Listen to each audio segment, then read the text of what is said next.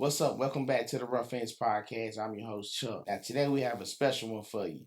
We're going to discuss about Eboni K. Williams. Now, some of you might not know who she is. I'm just give you a rundown of her. From what I look online, she's an American lawyer, and she's a television host that premieres on The Greer. She went viral a while ago for these comments on bus drivers and not dating one. Here's the video.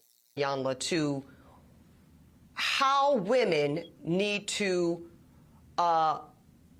position ourselves so that we can be in our divinity, so we can have our crowns right, how we can create and not build, when some of us, quite frankly, feel that the men that are available to us, and I'm talking about across the color spectrum, across the age spectrum, trust me, I've done them all, they are not positioned to protect nor provide because of some of the statistics we just talked about. They're not earning the incomes. They're not having the resources, and some of them are not even showing up in the leadership. Would you date a bus driver? Would you date if a bus he owns driver? the bus? If he owns No. it. If he owns the bus. See, that's a problem. That's a problem. Now, as you can see, this upset a lot of people, especially average income men. A lot of men I respect and admire, and she just discounted the majority of the male population. Now, granted, she got a lot of backlash, but a lot of female supporters. So she went on a PR run on places like the Breakfast Club, and she doubled down on the comments. Here's the video. But I want to be clear. If you are driving a bus today, and that is the maximum of your skill set, I love and appreciate it for you. I have to, because it's an honest day's living. But I want to tell you the truth. And this is not about hurting feelings or talking down or being an elitist. I need you to know that in 10 years, you may or may not have a job, because AI. Artificial intelligence. See, this is the part nobody wants to talk about. The lawyers might not have a job in 10 years. They might not. And that's why So I'm glad you're going there, Charlamagne, because this is the part of the Now, as you can tell, her mind is made up. It's set in stone on her remarks. She feels this way. She honestly believes it. But as of recently, she had a change of heart. I'm not sure what happened, but here's the video. reality that needs to be said out loud is that as black men age, their desirability increases. Thus, their optionality of women is always expanding.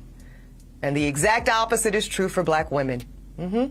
As we age, doesn't matter how much money we accumulate, our degrees or professional accolades, the reality is that our marriage and partnership market value is depreciating with every passing year. No matter how good we look, no matter how fit we are, men are still seeing primarily our presumed dwindling fertility as a knock against us. And speaking of fertility, that is another reason that I want younger black women to seek marriage and partnership in college or right after, if that's what they choose. Because the number of college-educated black men is so low when compared to black college-educated women that we're all going to be targeting the same small pool of men. And as we heard today, on most campuses, there's like 7 black women students for every 1 black man student. Y'all do the math. So here's my advice. If you are a young black woman in college and you know in your heart and in your head that you want to prioritize family, I suggest that you simultaneously pursue that MRS degree right along with that BA or JD. Because the handful of black college-age men that actually do desire to get married soon, and they do share that value system, and family is a priority for them too, y'all, that is an incredibly small pool, and it's shrinking as you get older. And by the time you reach my age, 40, you will be faced with different choices relating to life partnership and motherhood. Now, I'm not saying that delaying marriage or motherhood is a bad option, but it's one that comes with its own consequences. And our women deserve to know on the front end of their decision making instead of on the back half. Now, if you ask me, somebody must have got to her. Somebody she cared and loved. Somebody gave them a piece of their mind. And I think they didn't take too kindly of the remarks she made about the bus driver and black males. So why the change of heart? Is it that she's older now?